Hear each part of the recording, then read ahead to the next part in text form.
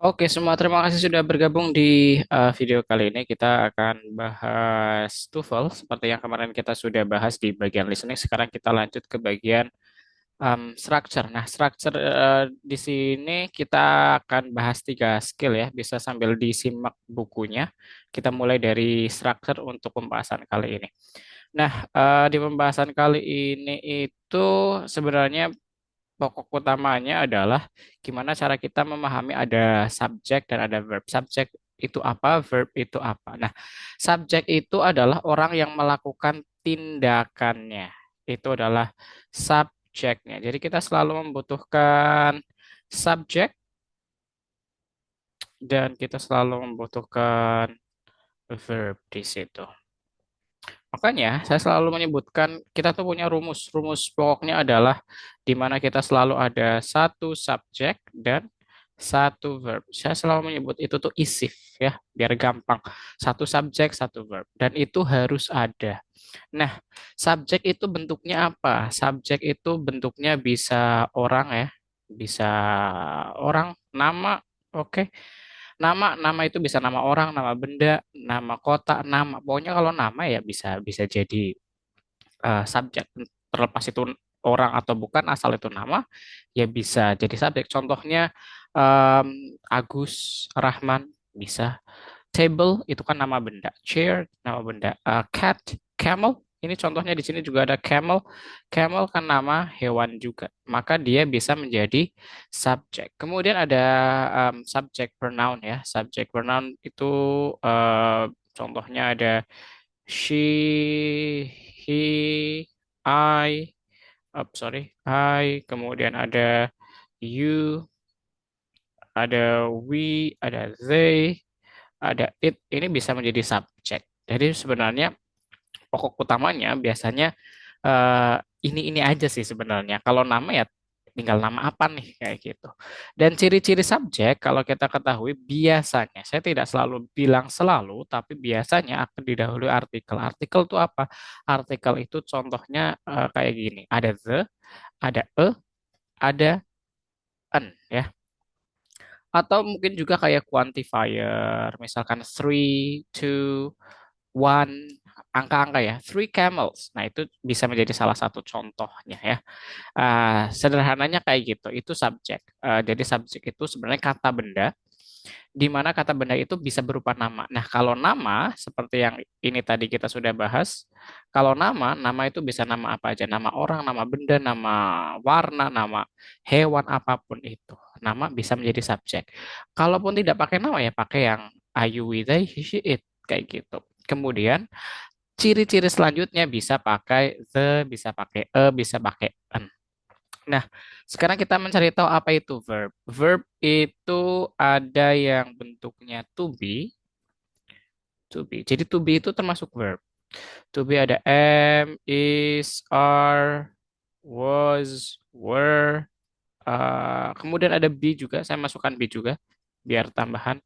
Dan been ini menjadi ciri-ciri bahwa to be itu bagian dari verb. Terlepas nanti bentuknya seperti apa, apakah pakai am, is, are, atau dimodifikasi pakai be atau been, yang jelas ini menjadi salah satu ciri bahwa ini adalah bentuk verb. Yang kedua, verb yang bentuknya itu to infinitive. To infinitive itu gimana? Yang ada bentuknya sleep, walk, want, kemudian ada eat, drink, clean, itu semuanya juga bentuknya verb. Oke.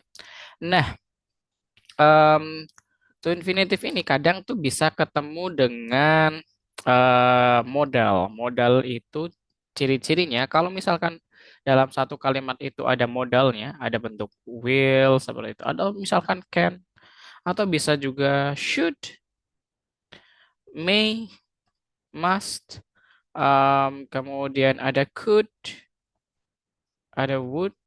Nah, itu ciri-ciri bahwa selanjutnya pasti ada verbnya, itu pasti. Dan kita sudah tahu bahwa yang jelas utamanya di sini dalam sebuah kalimat harus ada satu subjek dan satu verb. Subjeknya seperti apa sudah kita bahas tadi. Verbnya juga ciri-cirinya kita sudah ketahui. Nah, ini adalah contohnya yang ada di buku. Di sini ada a camel. Camel, kita sudah bisa lihat di sini a camel. Kalau kita lihat a camel di sini itu masuk ke dalam ciri-ciri si ini ya. Ciri-ciri si subjeknya. Maka ini adalah subjeknya. Dan di sini ada 30 gallons of water in 10 minutes. Kita nggak perlu tahu artinya, terkadang nggak jadi masalah. Tapi yang jelas, ada nggak kata-kata yang ada di sini nih yang memenuhi kata untuk menjadi syarat sebagai verb? Ada to be-nya? Nggak ada. Ada to infinitive-nya? Nggak ada. Kemudian ada modalnya? Nggak ada. Nah, maka karena rumusnya adalah one subject, one verb, kita sudah ketemu subjeknya nih. Ada satu. Berarti yang kita perlu cari di sini adalah verbnya. Nah, kita cari di pilihan ganda yang ada verbnya. Kalau yang ada subjeknya lagi, maka kita tidak perlu. Kita pilih yang ada verbnya aja. B ada it. It kan termasuk dari ini nih. Nah, maka it tidak bisa. A large ring of, ini ada ini ada itu noun, ciri-ciri sebagai bentuk noun, ada of juga lagi. Nah, maka tidak bisa karena itu ciri-ciri noun, maka tidak bisa. Verb tidak membutuhkan tidak membutuhkan of, tidak membutuhkan with, maka ini salah, salah. Maka jawabannya adalah yang A. A memenuhi enggak? Memenuhi. Can termasuk ini ya, ciri-ciri verb. Kemudian drink termasuk ini. Ada eat, ada drink sama. Maka jawabannya yang A. Nah, sebenarnya aktivitas di unit skill 1 ini sebenarnya kita tuh gampang banget. Karena kita tinggal mencari subjek dan verbnya. Kayak gitu. Nah, kalau kita lihat nih di buku, di aktivitas yang ada di buku, kurang lebih sama di sini. Contoh-contohnya kurang lebih sama. Saya hapus dulu biar lebih gampang. Kalau misalkan mau ulang apa nih pembahasan ciri-ciri verb sama subjek, bisa di rewind ke belakang. Nah, di sini kita sudah ada was. Was itu sebagai ciri-ciri verb tadi ya. Berarti ini sudah ada verbnya. Ingat, kita harus selalu ada satu subjek dan satu verb. Verbnya sudah ketemu dan subjek di depan verb. Maka yang kita cari di sini adalah subjeknya. Oke. Nah, subjek di sini kita harus lihat dulu nih. Karena di sini was, subjek dan verb harus agreement. Sama kayak I am, you are. Nggak mungkin you am, nggak mungkin I are. Tidak. He is, she is. Nah, di sini ada was. Maka kita harus jeli. Kalau was itu menunjukkan jumlahnya satu. Kalau were itu baru yang jumlahnya banyak. Oke. Maka was kita cari subjek yang di sini menunjukkan satu jumlahnya. Yesterday keterangan waktu nggak bisa. In the morning sorry, di sini dalam konteks ini keterangan waktu ya, tidak bisa. Em, Kemudian pilihannya antara C dan D. C dan D di sini ada traffic, ada cars. Pilih yang dia itu jumlahnya satu karena pasangannya adalah was. Nah, di sini cars ada S-nya. Lebih dari satu. Maka jawabannya yang C. Kayak gitu. Nomor dua juga sama. Di sini ada engineers. Engineers itu nama kan ya. Nama apa? Profesi. Nama profesi. Maka ini menjadi subjeknya. Nah, di sini ada for work on the new space program. Kalau misalkan verbnya mana? Ada yang bilang work itu verb. Betul. Tapi nggak semua bentuk work itu adalah verb. Ciri-ciri verb dia tidak boleh ada for di depannya. Kalau ada for di depannya maka selanjutnya itu adalah noun, kata benda. Karena for itu ciri-ciri kata benda, bukan kata kerja. Maka sekali lagi kita pilih nih di sini yang dia menunjukkan ciri-ciri verb. Necessary dia bukan verb. Hopefully dia bukan verb. Next month kata keterangan waktu. Maka jawabannya yang B. Kita buktikan apakah betul. Ya, are itu sebagai ciri-ciri verb. Are itu verb karena dia bentuk to be. Are needed. Dibutuhkan, bentuknya passive voice. Maka jawabannya yang B.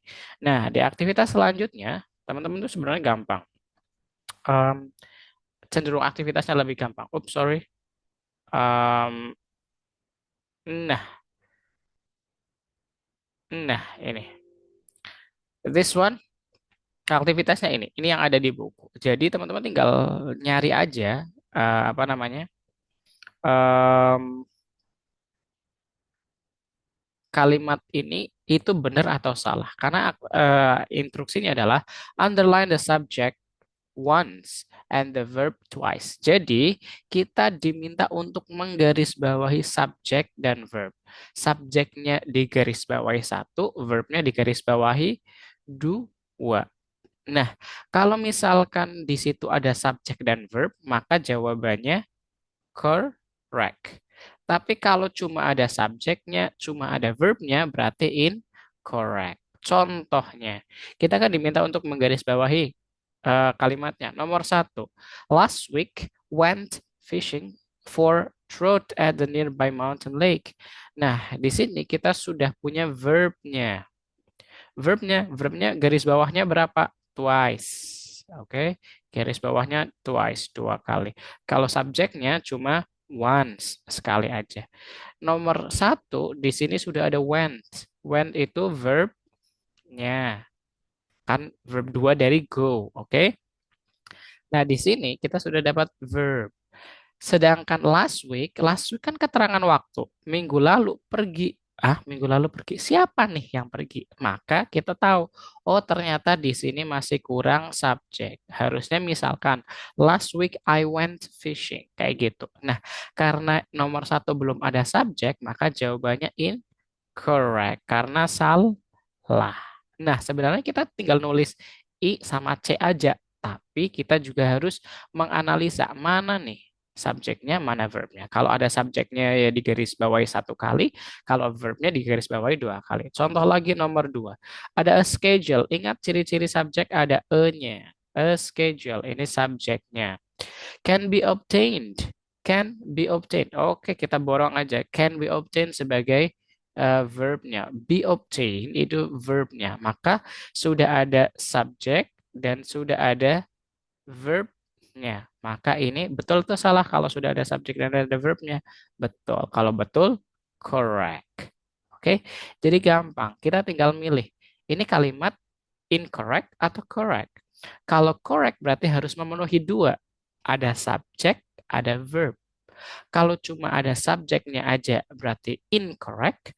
Kalau ada verbnya saja berarti incorrect. Dan ingat, subjeknya bergaris bawah satu, verbnya bergaris bawah dua. Sekali lagi yang nomor tiga. A job on the day shift or the day night or the night shift at the plant available. A job ciri-ciri subjek bukan? Iya, karena ada e-nya ya. Maka ini sebagai subjek. Ada nggak verbnya? Ada nggak to be? Ciri-ciri verb kan salah satunya di antaranya to be. Ada to be nggak? Tidak ada. Ada modal nggak? Can, will, would, may, might. Nggak ada. Ada nggak verb yang bentuknya kayak sleep, drink, eat, kayak gitu, to infinitive? Tidak ada. Maka, karena di sini tidak ada verbnya, maka di sini hanya ada subjeknya saja, tapi tidak ada verbnya. Tidak ada verbnya. Maka ini correct atau incorrect? Incorrect. Incorrect itu salah. Correct itu benar. Nah, di sini kita harus melihat juga nomor 4. Saya kasih contoh satu lagi nomor 4. Nomor 4, di sini kita ada the new computer has program has provides a variety of helpful application. The new computer, ada ciri-cirinya the ya. The new computer program. Ini subjeknya. Has provides. Nah, ini ada has provides. Ini adalah verbnya. Sudah betul ya. Ada subjek, ada verb. Tapi bentuk verbnya betul atau salah? Oh, ini kurang tepat. Harusnya has provided. Sudah betul, ada subjek, ada verb. Untuk langkah itu menentukan subjek verb sudah ketemu. Ada subjek, ada verb. Betul ya. Tapi karena bentuk verbnya keliru, maka ini incorrect. Loh, keliru gimana? Ya sama kayak misalkan I is. Nggak bisa. You was. Nggak bisa. I are nggak bisa. I pasangannya am, you pasangannya are, he pasangannya is, kayak gitu. Ini kecenderungan pasangan, subject verb agreement, kemudian ini bentuk tensesnya seperti apa. Seperti itu. Nah, yang nomor 5 sampai dengan nomor 10 silakan dikerjakan di buku sudah saya kasih contohnya. Saya kasih contoh lagi untuk yang skill selanjutnya. Skill kedua di sini kita itu em, kita harus men- mencari tahu yang ciri-ciri subjek dan ciri-ciri verb. Sama kurang lebih. Tapi ada spesifikasi lain di mana object of preposition itu tidak bisa menjadi verb. Object of preposition itu apa? Object of preposition itu ketika ada noun, kan tadi ada nama ya, ada car, ada traffic, ada yellow, ada camel, ada cat, ada misalkan nama orang Agus bisa. Tapi jika noun tersebut setelah preposition, preposition itu apa contohnya? Contohnya ada in, ada on, ada at, ada of, ada from, ada by, ada before boleh, before. Kalau bentuknya preposition ya. Before ada after, ada for tentunya ya. Ada for. Maka jika ada noun setelah ini, maka tidak bisa menjadi subject. Ada with juga. Contohnya di sini ada with ya. Ada with. Nah, di sini ada with. Maka jelas his friend kan sebenarnya bisa ya jadi subject. Tapi karena depannya with tidak bisa menjadi subject. Verbnya sudah ada found dari kata find. Maka kita harus mencari subjeknya di sini. Karena ini tidak bisa menjadi subjek. Ini namanya object of preposition. Prepositionnya yang mana? Ini preposition. Ini object of preposition. Sekali lagi kita harus tetap mencari subjek dan verbnya. Tapi di antara ciri-ciri yang tadi kita sudah sebutkan, ternyata ada nih yang tidak bisa menjadi subjek. Ketika noun bertemu dengan ini, maka tidak bisa menjadi subjek. Kita langsung lihat di sini yang bisa menjadi subjek yang mana? Has nggak bisa, later nggak bisa, when nggak bisa. Maka jawabannya yang he. Sekali lagi, object of preposition atau noun, kata benda, apapun itu, nama atau apapun itu, kalau setelah preposition, dia tidak bisa menjadi subjek. Oke, kita clearkan dulu, kemudian kita lanjut ke selanjutnya. Nah, di sini kita sama harus menggarisbawah ini. Each of the following sentences contains one or more prepositional phrase. Underline the subject once, garis bawahi subjeknya sekali, verbnya dua baris. Masih sama aturannya. Kalau kita bisa menemukan subjek dan menemukan verbnya, dua-duanya ada, maka kita tulis correct. Tapi kalau cuma subjeknya aja atau cuma verbnya aja, maka jelas kita harus menulis incorrect. Saya contohkan nomor satu di sini. The interviews. The interviews. Ada by radio broadcaster. Subjeknya yang mana? Subjeknya adalah yang the interviews. By radio broadcaster tidak bisa menjadi subjek. Kenapa? Karena ada by di situ. Ada by. Maka bukan subjek. Subjeknya yang ini. Oke. Kita clearkan dulu karena ini bukan subjeknya. Nah, verbnya mana? Di sini ada to be. Were carried. Were carried alive by the station. Were carried. Sudah betul belum? Interviewnya ada satu atau banyak? Oh, ternyata ada banyak interview. Karena banyak, to be-nya pakai were. Maka ini sudah betul. Ada subjek, ada verb. Dan subjek dan verbnya sudah cocok. Maka jawabannya ini correct atau incorrect? Correct. Oke. Nah, nomor dua, saya kasih contoh satu lagi. Nomor dua, in the last possible moment, in the last possible moment. The last possible moment bisa nggak jadi subjek? Tidak bisa, karena depannya ada in. Maka ini tidak bisa menjadi subjek. Before take off. Before take off. Take off bisa nggak jadi subjek? Tidak bisa karena depannya ada before. Maka tidak bisa. Ini adalah object of preposition. Took off. Sorry. Took his seat. Took. Ini verbnya. Maka bergaris dua ya. He sit in the airplane. Sedangkan verbnya harusnya di depan dari verbnya. Tapi di sini sepanjang ini nih tidak ada subjeknya. Maka kita masih kekurangan subjek. Ingat, kalau mau correct harus ada subjek dan ada verb. Di sini cuma ada verbnya, maka ini incorrect. Oke. Jadi tugas kita sebenarnya cuma menganalisa mana subjeknya, mana verbnya. Kalau dua-duanya ada, subjeknya ada, verbnya ada, berarti correct. Kalau cuma ada subjeknya aja tanpa ada verbnya, incorrect. Kalau ada verbnya tapi nggak ada subjeknya berarti incorrect. Ada subjeknya dan ada verbnya tapi nggak match kayak yang tadi maka itu incorrect. Oke, silahkan dilanjut kerjakan yang nomor 3 sampai dengan nomor nomor 10. Oke, lanjut ke yang selanjutnya saya clearkan dulu. Yang selanjutnya kita bahas tentang skill 3. Skill 3 ini cukup tricky. Trikinya adalah kita harus jeli melihat titik koma di sini. Oke, kita harus jeli melihat titik koma karena kita akan membahas yang namanya apositif. Apositif itu apa? Apositif itu sebenarnya kata tambahan, kata keterangan yang menerangkan subjeknya.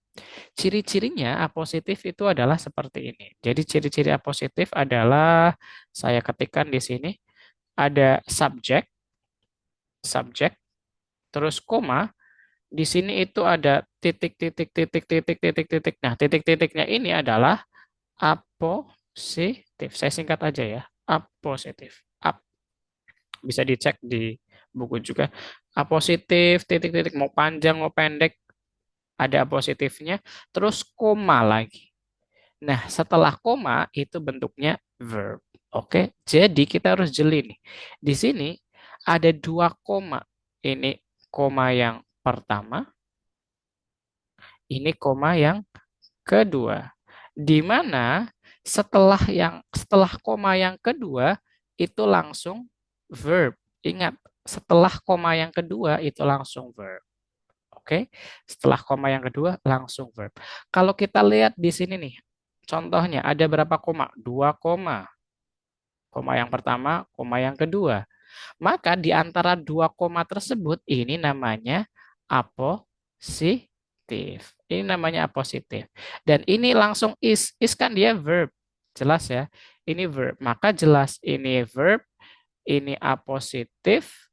Ini di sini kita harus nyari subjek. Subjeknya mana? Kita harus cari tahu. Subjeknya itu harus yang setara dengan George. Informasinya sama. Right now sama nggak sama George? Oh, nggak bisa. Right now tidak bisa digantikan dengan kata George. Happily bisa digantikan kata George? Nggak bisa. George itu nama. Nama orang. Because of the time? Nggak bisa. My friend bisa nggak diganti kata George? My friend is attending the lecture. George is attending the lecture. Oh, bisa. Maka jawabannya yang D. Jadi pola apositif yang pertama itu adalah di sini ada dua koma, di mana sebelum koma yang pertama itu adalah subjek dan setelah koma yang kedua itu langsung langsung verb di situ. Oke? Jelas ya. Nah, kita lihat pola apositif yang kedua. Pola apositif yang kedua itu sedikit berbeda. Komanya cuma satu. Jadi apositif dulu, baru koma, tapi depannya langsung ada subjek dan ada verb. Kayak gitu. Contohnya di sini nih, kita punya kalimatnya ada satu koma, tapi depannya ada Sarah, Mrs. Maka ini Sarah sebagai subjek, ini sebagai verb. Maka di sini sebagai apositifnya. Apositifnya apa? Apositif yang bisa menggantikan subjek. Maka kita cari yang bisa menggantikan subjek. Dan tidak boleh diulang ya. Tidak boleh ada verbnya. Tidak boleh diulang ada verbnya. Karena verbnya cukup satu aja. Yang ada verbnya kita coret-coret aja. Ini ada is, Tidak boleh. Her excellent basketball play? Tidak boleh. Maka jawabannya yang A. Sarah itu siapa? Sarah itu pemain basket yang pinter. Kayak gitu. Pemain basket yang pinter jarang jarang miss, jarang kelewat tembakannya, jarang salah tembakannya. Nah, pemain basket yang pintar tuh siapa? Si Sarah. Seperti itu. Nah, sekali lagi silahkan bisa apa namanya? Dilanjutkan di sini ya. Ini contohnya sama kurang lebih positif. Ini saya hapuskan dulu. Nah, di sini kita contohnya sama. Ada Tom, ada komanya dua di sini. Tom, koma, titik, titik, titik, koma. Nah, di sini setelah koma yang kedua adalah verbnya. Atau pola yang kedua itu seperti ini. Kurang lebih sama seperti yang dijelaskan saya tadi. Nah, selanjutnya kita bahas ini. Kurang lebih sama. Kita tidak mencari apositifnya, tapi mencari subjek verbnya. Kalau subjeknya kita garis bawahi sekali. Kalau verbnya kita garis bawahi dua kali. Caranya sama. Kalau ada subjek dan verb berarti betul verb, subject verb agreement, maka kita kasih huruf C. Kalau cuma ada subjeknya atau sebaliknya ada verbnya aja tanpa ada subjeknya atau subjeknya ada verbnya aja tapi tidak match, maka kita kasih huruf I di sini. Oke, silahkan dikerjakan. Ada 3 skill yang kita pelajari. Skill 1, 2, 3. Skill 1, bahas subject verb agreement pure. Tadi kita sudah bahas ciri-cirinya. Skill yang kedua kita bahas subject. Tidak boleh berdempetan dengan tidak boleh berdempetan dengan preposition karena ketika berdempetan jadi preposition dia menjadi object of preposition dan itu tidak bisa menjadi subjek. Yang ketiga, skill ketiga kita bahas apositif di mana kita harus jeli melihat tanda komanya. Oke, lihat tanda komanya. Dan apositif dengan subjek itu kedudukannya sama, bisa saling menggantikan. Jadi kalau tidak bisa saling menggantikan, maka itu bukan apositif. Oke, silahkan dikerjakan di buku. Foto bukunya, kalau sudah dikerjakan, jangan lupa ditandatangani dulu, langsung diupload di on class. Oke, sekali lagi, kerjakan di buku yang tadi saya minta kerjakan. Setelah itu ditandatangani, di foto, diupload di on class. Oke semuanya. Kalau ada pertanyaan boleh tanyakan. Terima kasih sudah bergabung di video kali ini. Semoga bisa bermanfaat. Kalau ada pertanyaan boleh ditanyakan. Terima kasih. Sehat selalu dimanapun teman-teman berada.